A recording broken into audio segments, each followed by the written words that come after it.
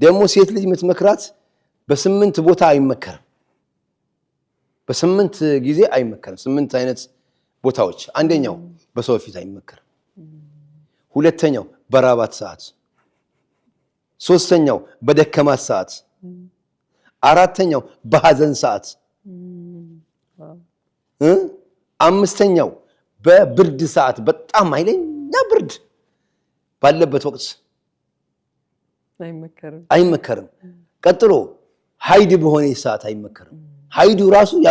ያነጋግራቸዋል ያበሳጫቸዋል እኔ ስምንቱን የሚቆጥራቸው ነገሮች አሉ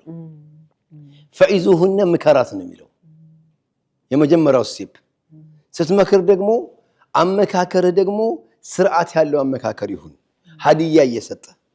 ላንቺ ብዬ ነው ይያልክ በተዘዋዋሪ ቀስ አድርገህ ያመጣህ እንጂ ዝም ብለህ ብቻ ለራስህ ገና ምክር ያስፈልጋል